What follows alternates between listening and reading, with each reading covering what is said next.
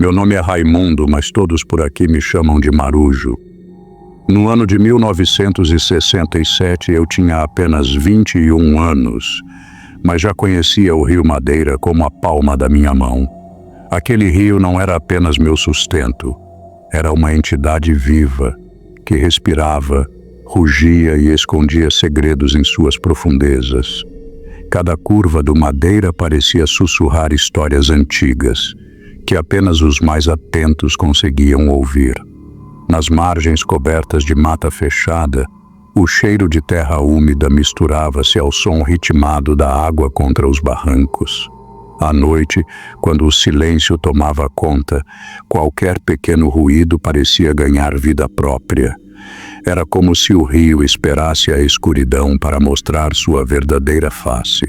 Eu pescava com 2 companheiros, Zeca e Lúcio. Nós formávamos um trio constante, acostumados às longas noites sob o luar. Era durante essas horas que o Madeira parecia nos desafiar, testando nossa coragem. Havia algo de pesado naquelas águas, algo que ninguém sabia explicar, mas todos sentiam. Diziam que o rio carregava almas, que guardava segredos sombrios que era melhor não desvendar.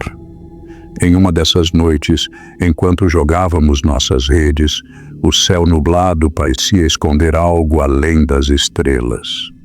O silêncio era tão profundo que até as histórias contadas por outros pescadores pareciam ganhar vida. Muitos falavam de luzes que dançavam sobre as águas ou de gritos que vinham da mata, histórias que faziam o sangue gelar. Eu ria por fora, mas sabia que essas histórias não eram apenas lendas. O Madeira não precisava de imaginação para assustar. Ele fazia isso sozinho. Naquela noite, algo parecia diferente. O ar estava mais denso e o rio mais lento, como se prendesse a respiração. Mal sabíamos que o Madeira tinha algo reservado para nós, algo que eu jamais esqueceria. A madrugada no Rio Madeira era sempre pesada, como se o próprio tempo se arrastasse junto com as águas. Naquele turno de pesca, as redes estavam lançadas e nós esperávamos o movimento das correntes para sentir o peso do que o rio nos entregaria.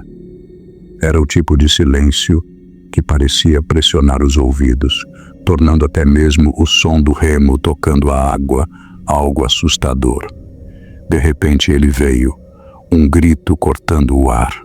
Primeiro baixo como um gemido, mas logo se tornou um som longo, áspero, carregado de dor e desespero. Não parecia humano. Misturava-se a algo que arranhava, como se unhas ou garras estivessem raspando pedra. Parei de respirar por um instante, meus olhos fixos na margem oposta. Zeca, ao meu lado, murmurou algo incompreensível, enquanto Lúcio apertava o remo como se aquilo fosse proteção suficiente. O medo pairava sobre nós, mas não era algo que podíamos ignorar. Pode ser alguém que precisa de ajuda, Zeca finalmente disse, sua voz mais firme do que eu esperava. Ele estava certo, ou pelo menos parecia. Não podíamos deixar aquilo para trás, mesmo que nossos instintos gritassem para fazermos o contrário. Remamos em direção ao som. Cada movimento na água parecia ecoar de forma exagerada, e o grito continuava, mas parecia mais próximo. A correnteza estava forte, mas nosso avanço era constante. Lá no fundo, uma sensação de que aquilo não era certo crescia, mas a curiosidade e o senso de dever falavam mais alto. O Madeira, naquele momento, já estava nos levando para algo que não podíamos controlar. Nosso avanço pelo rio foi lento, cada remada cortando o silêncio da madrugada. O grito cessou repentinamente, substituído apenas pelo som da correnteza. Meu coração parecia ecoar dentro do peito, e cada sombra projetada pelo luar parecia se mover. Então avistamos algo à frente, uma canoa virada, flutuando de lado, balançando no meio do rio. Parecia desgastada, mas o que chamou nossa atenção foram as marcas profundas em sua madeira. Eram longas, como garras que haviam arranhado o casco com força descomunal. Que diabos pode ter feito isso?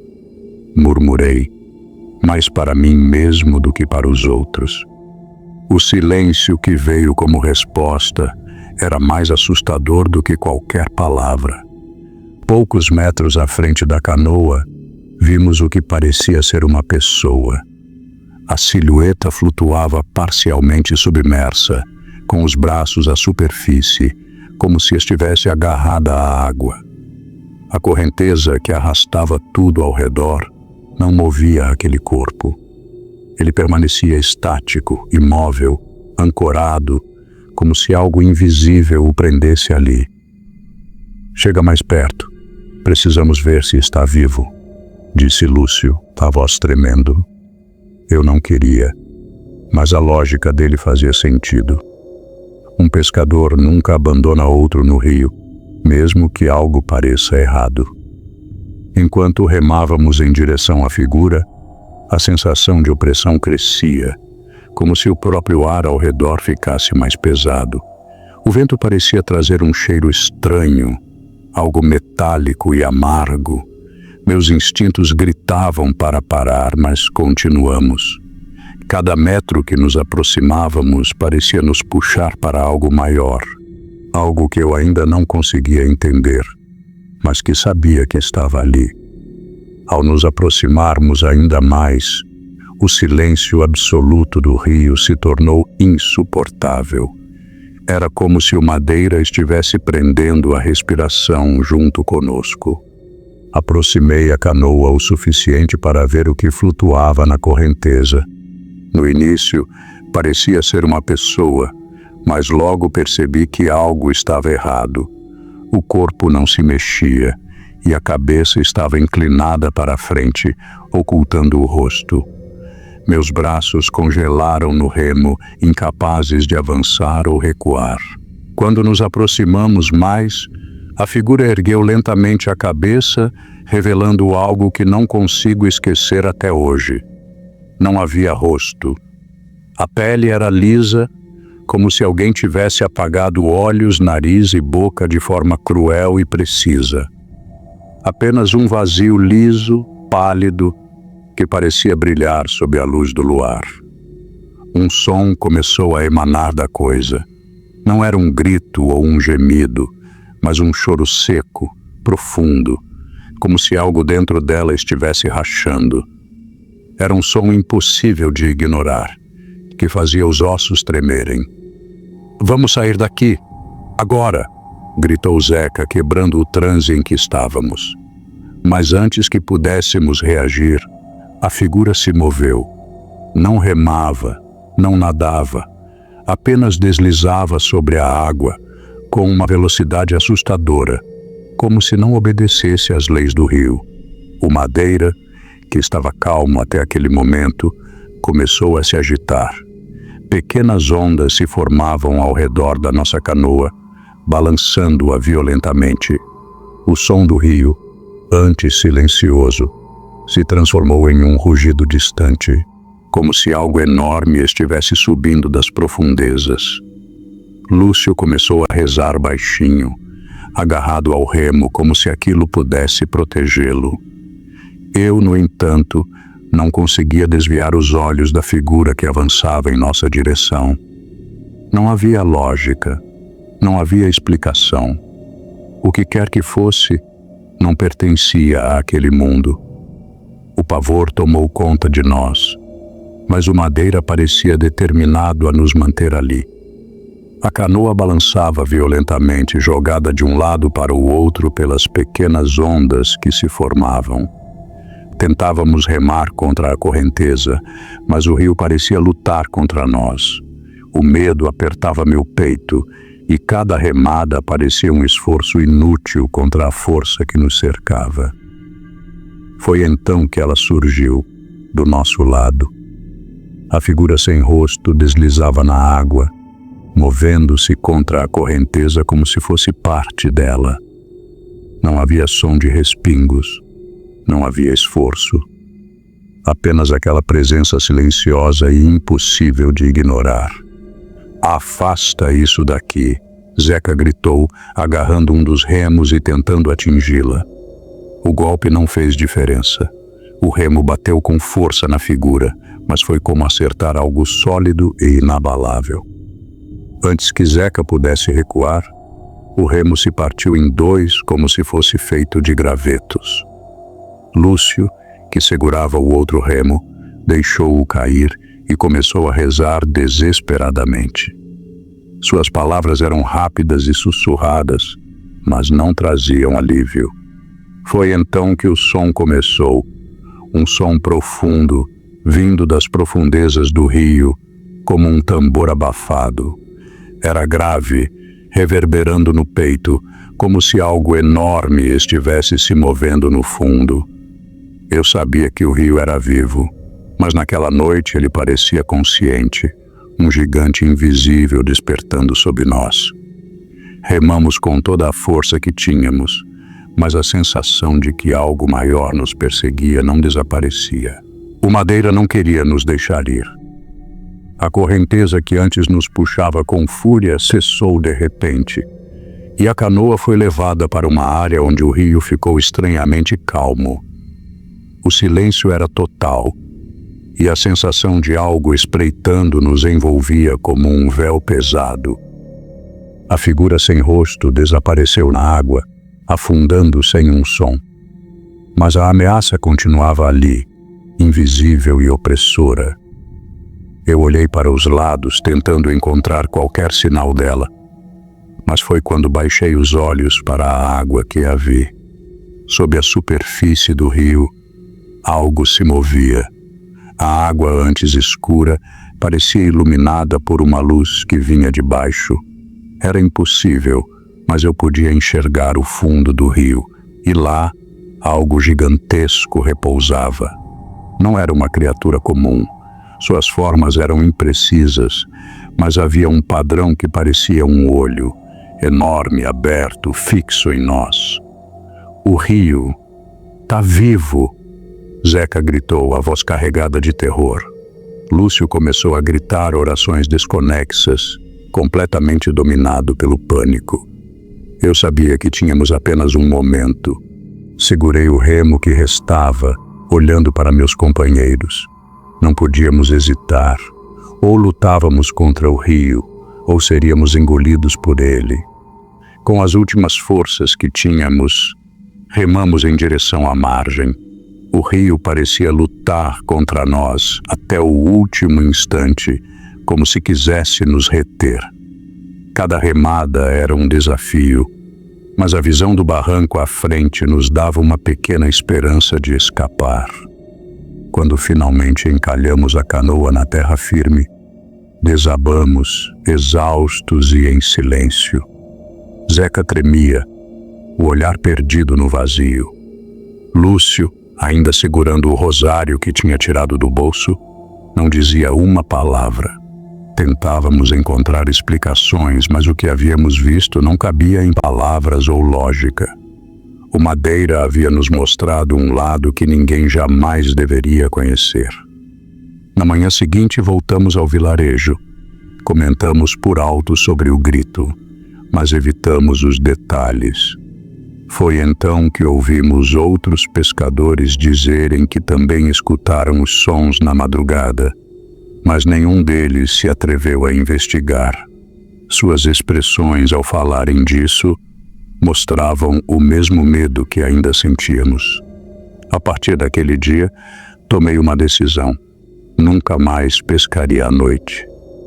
O rio, que sempre foi minha vida, agora era um enigma que eu preferia não desvendar.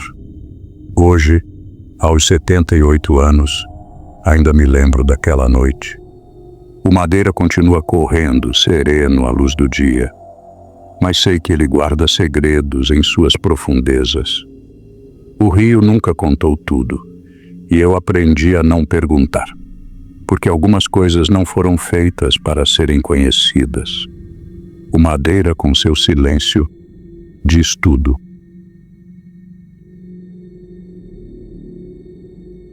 Era 1964 e eu tinha apenas 23 anos quando decidi ir pescar naquela noite silenciosa à beira do rio Madeira, nas proximidades da Cachoeira do Teotônio, em Manicoré, Amazonas. Eu e meu primo, que também morava por ali, saímos de casa ao entardecer, dispostos a aproveitar a tranquilidade da noite para pescar e, se tivéssemos sorte, voltar com a cesta cheia. A lua, já alta no céu, refletia na água calma do rio, iluminando o caminho à medida que nos afastávamos da vila. A região, como muitas outras por aquelas bandas, era marcada por lendas e histórias antigas, passadas de geração em geração. O nome da cachoeira, por exemplo, causava um arrepio até nos mais céticos. Diziam que era um lugar encantado, onde seres sobrenaturais se escondiam entre as pedras e nas águas turvas. Mas nós, jovens e imperturbáveis, não dávamos muita atenção a essas superstições. O som da água corrente e o farfalhar das folhas formavam uma sinfonia suave que envolvia a floresta ao redor. Contudo, aos poucos, algo parecia mudar. À medida que nos aproximávamos da margem, o silêncio tomou conta do ambiente. Não se ouvia mais o canto dos grilos, nem o farfalhar dos pássaros noturnos.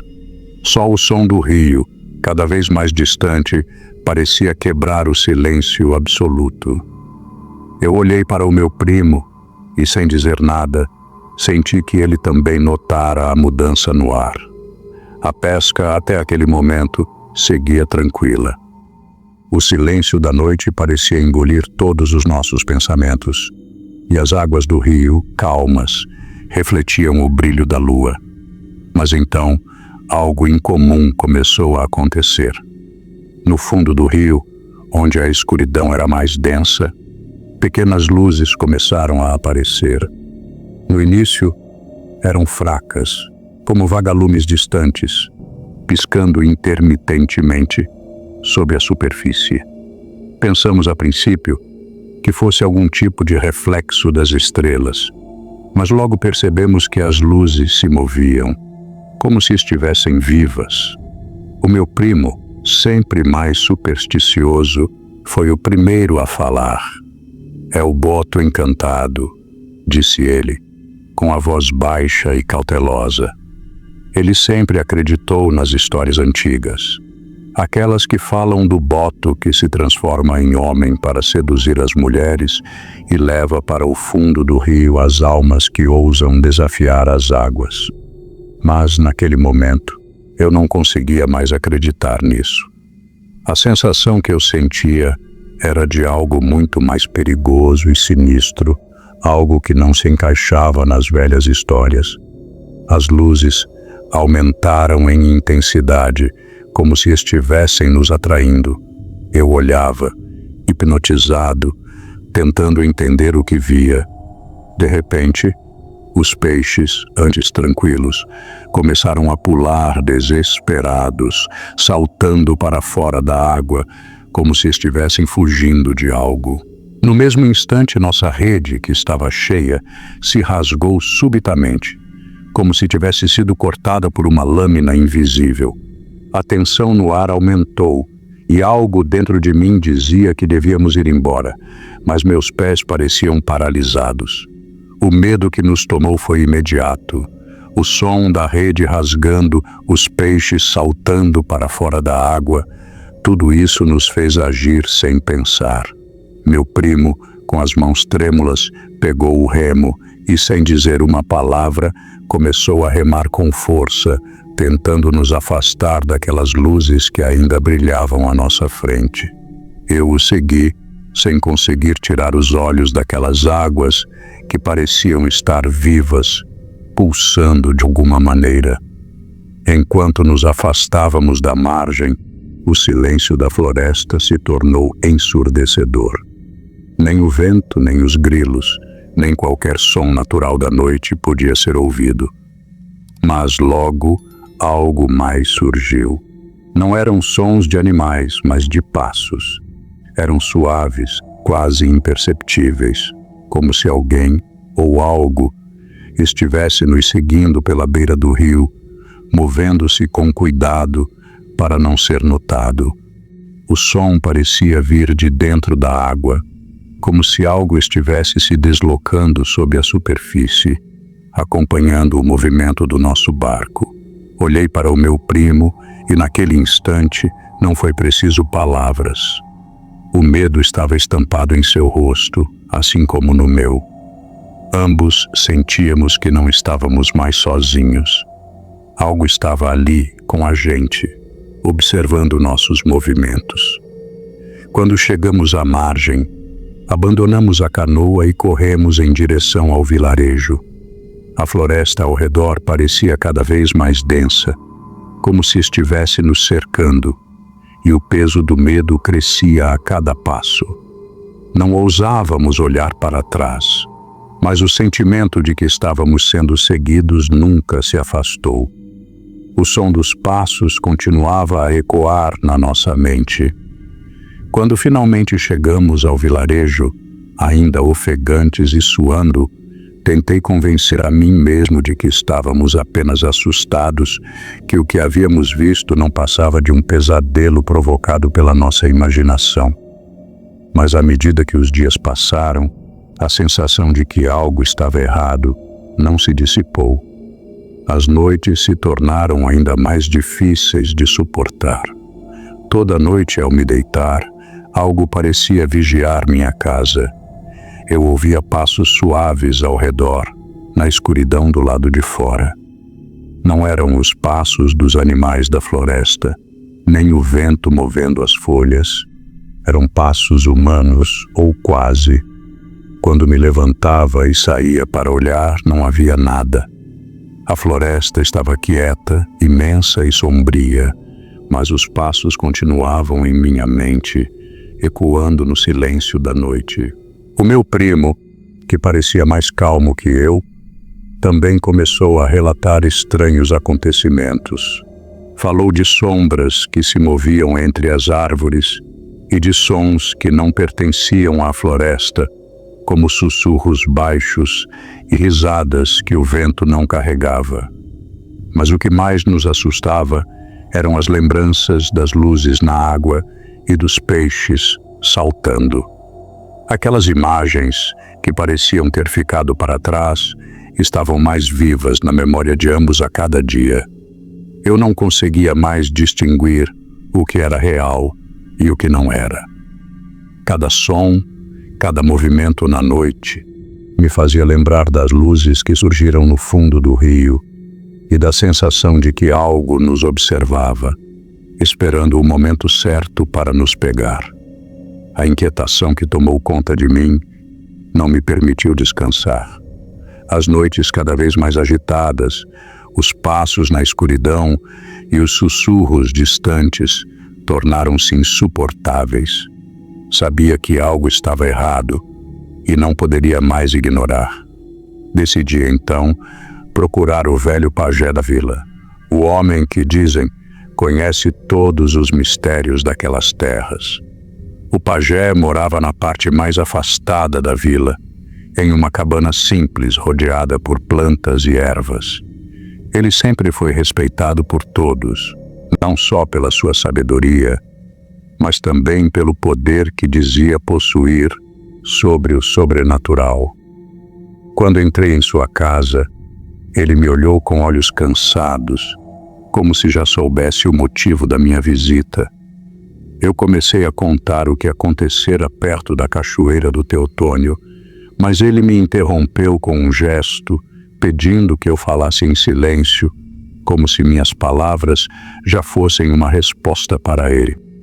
Depois de um longo tempo, ele finalmente falou, sua voz grave e baixa, reverberando no ar.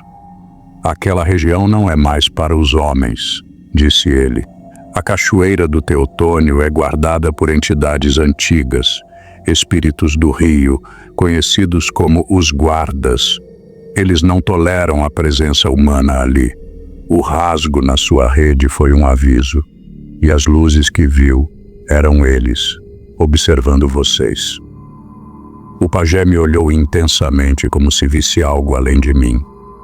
Deve deixar aquele lugar em paz, ou o que está seguindo vocês não parará até levar o que é seu. Ele me deu um amuleto feito de ervas e ossos, dizendo que isso poderia afastar o mal.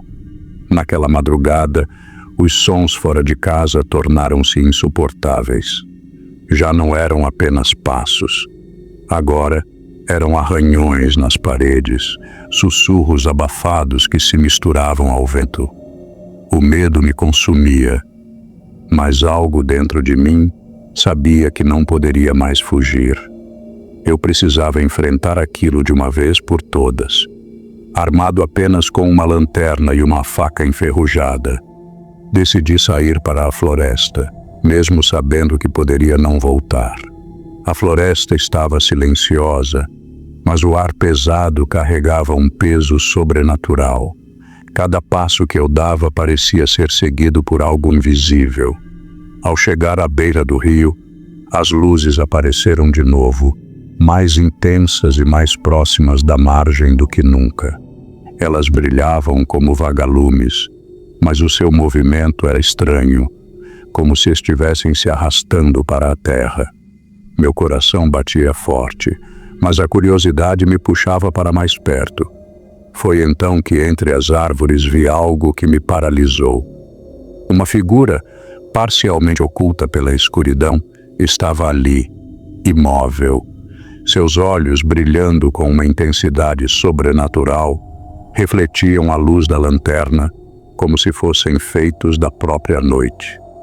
A presença daquela entidade causou um medo profundo, uma sensação de vazio absoluto, como se toda a floresta estivesse viva e me observando. Mas ao mesmo tempo, havia algo familiar naquilo, como se eu já tivesse visto aqueles olhos, como se a figura fosse parte do próprio rio, uma manifestação da água e da terra. Meu corpo estava congelado, como se o medo tivesse me prendido ao chão. Eu sabia que estava diante de algo antigo, algo que não deveria ter sido despertado. Quando acordei, o sol já nascia, iluminando a pequena casa em Manicoré, mas não me lembrava de como havia voltado. O medo da noite ainda me consumia, mas uma sensação estranha se instalava em meu peito. Não havia ódio nos olhos daquilo que vi na floresta, apenas um aviso. A presença não era hostil, mas uma advertência silenciosa para que respeitássemos o rio e suas forças desconhecidas. Algo mais antigo que eu, mais poderoso do que qualquer homem. Decidi então que nunca mais me aproximaria da cachoeira do Teotônio. Não era apenas medo, era respeito. Eu sabia que a natureza tinha seus próprios guardiões, seres que se manifestam para proteger o que é sagrado e intocado. Desde aquela noite, a pesca perto da cachoeira deixou de ser uma opção. O evento que vivi, embora marcado pela ausência de explicações lógicas, me transformou. Não mais me atrevia a contar a história a outros, temendo que ninguém acreditasse. Afinal, como explicar o inexplicável? O que eu sabia agora era simples. Havia algo no rio, algo que não podíamos compreender, mas que merecia respeito. Por mais que tentasse viver como antes, uma parte de mim jamais deixaria de temer e admirar as águas que uma vez desafiei. Eu tinha 24 anos naquela época, em 1968, e vivia com Pedro em Nova Olinda do Norte, no Amazonas. O rio Madeira era a nossa casa, um imenso corpo de água que se estendia por quilômetros, sendo o sustento e a vida daqueles que moravam ali. Pedro, meu marido, Era pescador, homem acostumado àquelas águas traiçoeiras e misteriosas. Todos os dias, ele partia cedo para pescar e retornava à noite, cansado, mas satisfeito com o que o rio lhe oferecia. Naquela noite, no entanto, Pedro voltou mais cedo do que o habitual. Quando o vi se aproximar da porta da nossa casa, algo me pareceu diferente, mas não soube dizer o quê. Ele estava pálido, muito mais do que o normal, como se tivesse passado por algo que o tivesse consumido. Não demorou para que ele entrasse, e ao me olhar, senti um calafrio na espinha. Pedro parecia perdido em seus próprios pensamentos, seu olhar vazio e distante. Ele não disse nada de imediato. Sentou-se em um banco de madeira e ficou ali, olhando para as mãos, como se estivesse tentando encontrar alguma explicação para o que acabara de viver. Fiquei em silêncio, aguardando, até que ele finalmente falou, com uma voz rouca e tremida, algo que jamais esperaria ouvir. Disse que nunca mais voltaria a pescar no rio à noite. Eu não entendi. Ele sempre fora corajoso, homem de mar e rio, mas algo havia acontecido, e o medo nos olhos dele me dizia que aquilo não era simples. Pedro contou então sobre a rede que encontrou presa a um tronco no meio do rio. Achou que seria algo valioso, talvez uma captura grande, mas o que aconteceu depois foi algo que ele não conseguia explicar. Ele disse que, ao puxar a rede, ela se moveu como se um enorme bicho estivesse lá dentro. O que saiu de lá, no entanto, não era nada do que ele esperava. Não era peixe, não era bicho, mas uma figura humana, estranha e vazia. A descrição que Pedro fez daquela coisa ainda me persegue. Uma figura sem olhos, sem boca e com a pele lisa, quase inumana. Ele olhou para mim e, pela primeira vez, me senti impotente diante de um homem que nunca temia nada, mas que agora estava quebrado, marcado por algo que ele não conseguia entender. A partir daquele momento, a atmosfera da nossa casa mudou. O medo que Pedro carregava era palpável, e algo em seu olhar me dizia que ele nunca mais seria o mesmo. Pedro tentou não acreditar no que via, mas a cada remoada, o mistério parecia se aprofundar. Ele sabia que havia algo estranho naquela rede, algo fora do comum. O que deveria ser uma captura normal, talvez uma grande quantidade de peixes ou até um tronco, tornou-se algo muito mais sinistro. Ao puxar a rede com mais força, ela se moveu, e Pedro sentiu um arrepio percorrendo seu corpo. Não era o movimento de um peixe ou de qualquer criatura natural. Era algo grande, algo que se agitava com uma força imensa, como se estivesse tentando escapar. O medo de Pedro aumentou a cada segundo. O que deveria ser um simples trabalho se transformou em um pesadelo vivo. A rede foi se aproximando da superfície, e o que surgiu não tinha nenhuma explicação lógica. De dentro da rede, uma figura humana começou a se materializar, mas não era uma pessoa comum. Não havia olhos, nem boca, nem expressão alguma em seu rosto. A pele, lisa como cera, refletia a luz da lua de forma quase sobrenatural. Pedro ficou paralisado, não conseguindo entender o que estava diante de si. Não havia nada humano naquela figura, apenas a impressão de um ser de outra dimensão, que não pertencia àquele rio. O medo tomou conta dele de maneira avassaladora. Sem saber o que fazer, Pedro largou tudo. A rede, o remo, tudo. Ele girou o barco e remou com uma força descomunal, sem olhar para trás. A única coisa que importava era sair daquele lugar, sair daquele pesadelo. Quando Pedro chegou em casa, estava exausto, mas não por causa do esforço físico. O cansaço era mais profundo. algo que se alicerçava em seu espírito. Nos dias seguintes, ele começou a se queixar de uma febre constante e um cansaço inexplicável tomou conta de seu corpo. Seus olhos, antes vivos e curiosos, agora estavam opacos, como se algo tivesse consumido sua energia. O medo, aquele medo irracional e sem nome, começou a corroer sua mente. Ele não conseguia mais dormir, e as noites pareciam se arrastar sem fim. Cada vez que fechava os olhos, a figura sem rosto surgia em sua mente, como uma sombra que não se podia evitar. Foi aí que eu percebi. Algo no rio tinha marcado Pedro, algo que ele não poderia explicar. Mas eu sabia, no fundo, que aquilo não era apenas uma febre. Havia algo mais, algo além da compreensão humana. E a ideia de que uma maldição o havia tocado não parecia mais tão distante. Nos dias seguintes ao incidente no rio, Pedro se tornou uma sombra do homem que eu conhecera. Começou a se queixar de uma fadiga insuportável, como se suas forças estivessem sendo drenadas, e logo uma febre alta tomou conta de seu corpo. A febre não cedia, mesmo com o remédio que o médico da cidade nos enviara. Eu passava as noites ao seu lado, molhando sua testa com panos frios, mas nada parecia surtir efeito. Cada vez mais, ele se afundava em um torpor profundo que me deixava com o coração apertado. Fui atrás do médico local, mas ele também não sabia explicar o que estava acontecendo.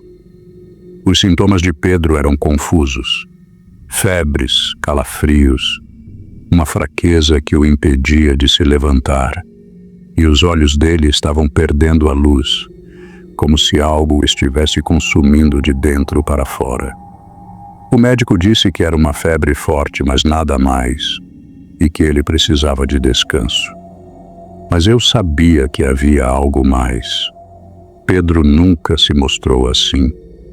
Ele sempre fora forte e determinado, e ver aquela figura tão diminuída na cama me assustava profundamente. As noites se tornaram um pesadelo constante, e a ideia de que o que ele viu no rio estava de alguma forma ligado à sua doença começou a me consumir. Lembro-me de olhar para ele enquanto dormia e sentir um pressentimento crescente de que ele não sairia daquela cama. Eu não sabia o que estava acontecendo, mas não podia negar que havia algo de sobrenatural em tudo aquilo. O medo que ele trouxe do rio parecia agora tomar conta de seu corpo, como se aquela maldição o estivesse atingindo, devagar, implacavelmente. A sensação de perda iminente era palpável, e eu sentia que o tempo estava se esgotando para Pedro. Eu não sabia mais o que fazer. Pedro estava cada vez pior, e o médico já não oferecia mais explicações. A febre não cessava, e eu não conseguia afastar a sensação de que algo mais profundo e sombrio estava por trás de sua doença. Então, numa noite silenciosa, decidi ir até o local onde Pedro havia encontrado a rede, na esperança de descobrir algo que explicasse o que havia acontecido. Quando cheguei à beira do rio, a escuridão me envolveu como uma capa pesada. O som da água correndo era abafado e a lua cheia mal iluminava o caminho.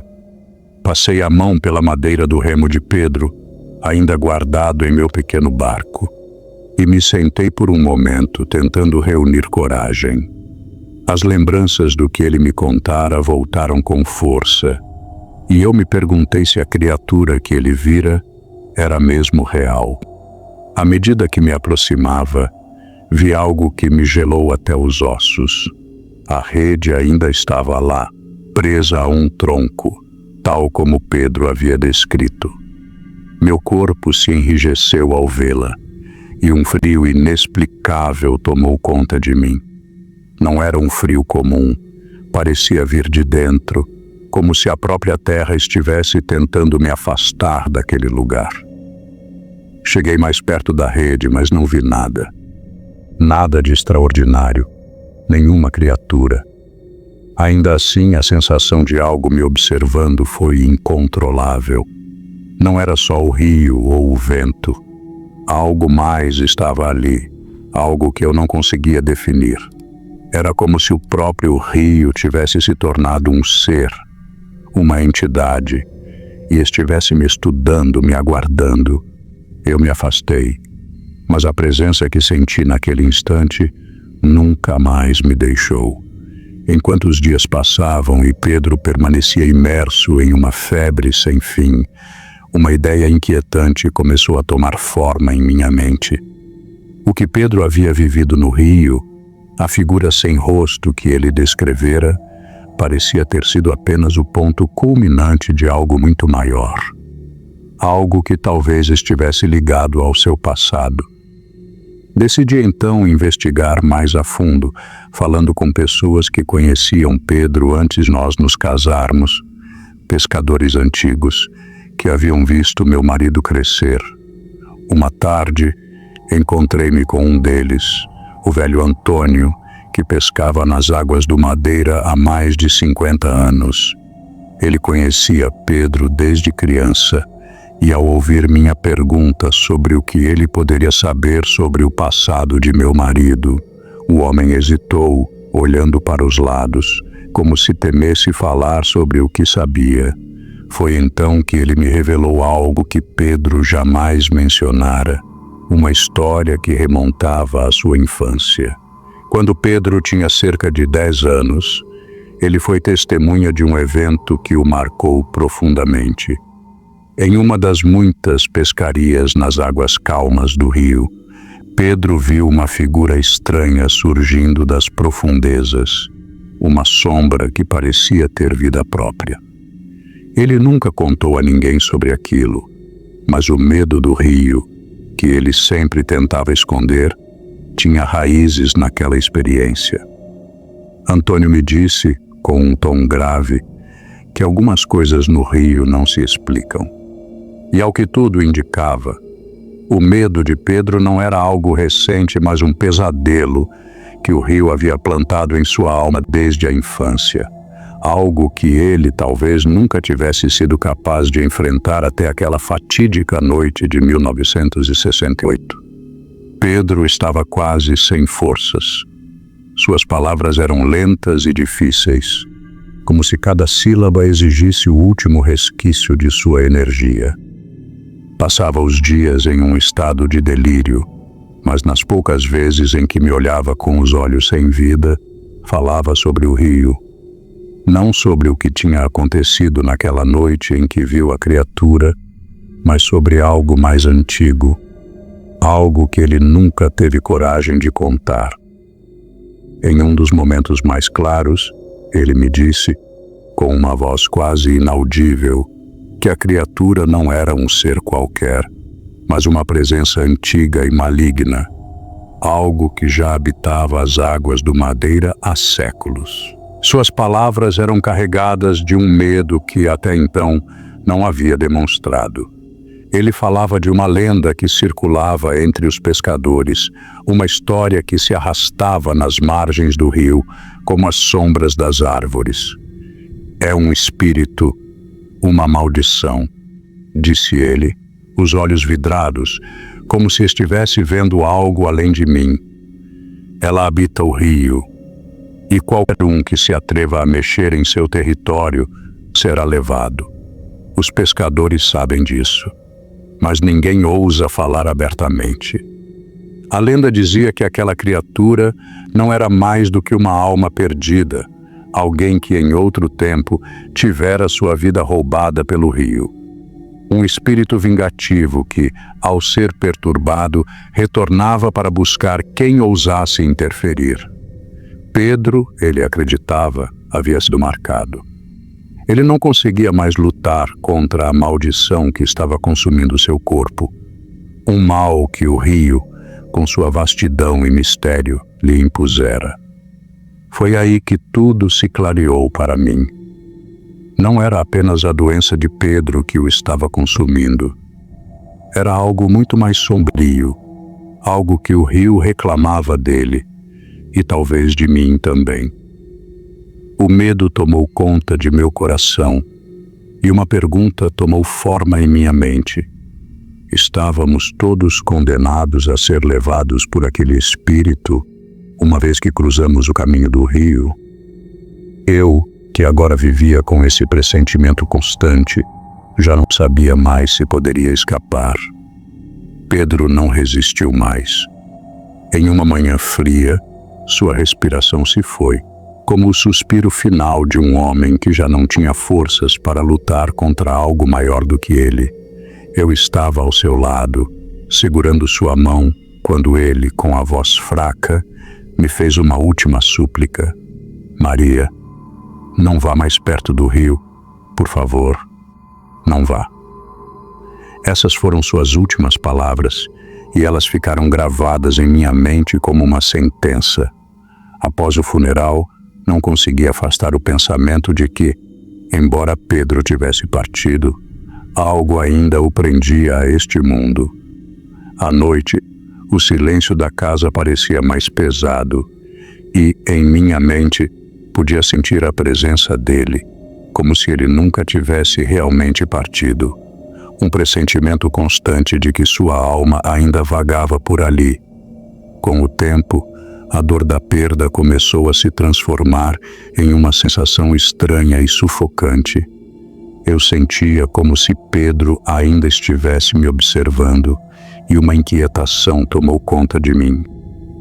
Em um momento de desespero, decidi voltar ao rio, ao lugar onde tudo havia começado, onde Pedro havia visto aquela criatura. Talvez fosse minha última chance de dizer adeus, de encontrar algum tipo de paz. Quando cheguei à margem do Madeira, algo estava diferente. O ar estava gelado, mais frio do que eu jamais havia sentido. Foi então que vi uma sombra se movendo na água, algo que não deveria estar ali, mas estava. Era uma forma indistinta, como um vulto que emergia das profundezas, observando-me com uma presença indescritível. Senti uma mão invisível, gelada, apertando meu peito, e um frio profundo que parecia vir da própria terra. Era como se o rio, o espírito, a criatura, tudo aquilo ainda estivesse à espreita, aguardando, e antes que eu pudesse respirar, a sombra desapareceu novamente, deixando-me sozinha, com a sensação de que a presença que havia levado Pedro nunca se afastaria. A história, agora, era minha também. O rio ainda me chamava e eu sabia que, de alguma forma, jamais conseguiria escapar completamente.